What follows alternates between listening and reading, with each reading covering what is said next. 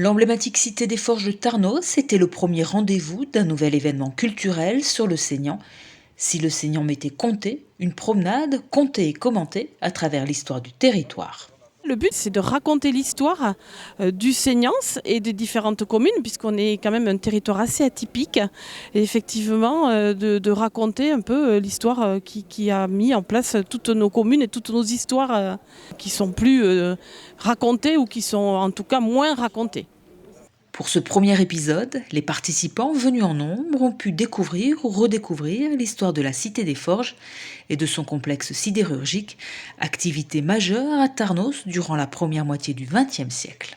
D'abord la création en 1881, bien sûr, 83 l'inauguration. Après, donc, vous avez les premières grandes grèves en 1920, 1930.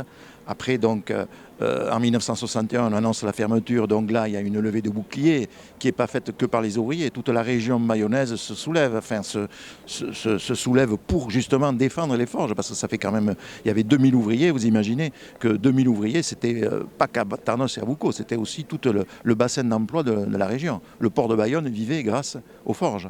Afin que la population ouvrière puisse s'approvisionner à des prix défiant toute concurrence, les forges firent bâtir en 1890 une grande bâtisse. Des entrepôts étaient situés à l'arrière, c'était une coopérative.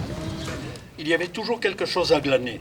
Un bout de ficelle, du papier pour fabriquer des cerfs-volants, des courdettes, papes des fabrications roulailles, des cartons, des caisses pour fabriquer des cabanes.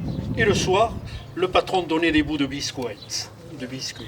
J'ai présenté donc les maisons des ingénieurs, les maisons des contremaîtres, les maisons des ouvriers, la coopérative ou l'ouvroir.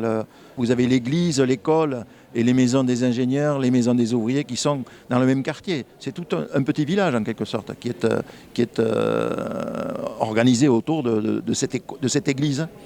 Les Forges, sa cité, ses ouvriers, ses habitants ont façonné durablement l'histoire de la commune. Depuis 1920, le Parti communiste est à la tête de la municipalité de Tarnos. C'est pas un hasard. Hein.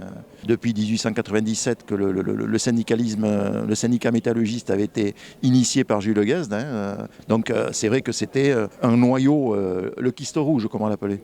Prochain rendez-vous pour découvrir le patrimoine du Seignan à Ondres-Plage en septembre pour les Journées du patrimoine, puis en novembre à Biodos avec l'histoire des métayers.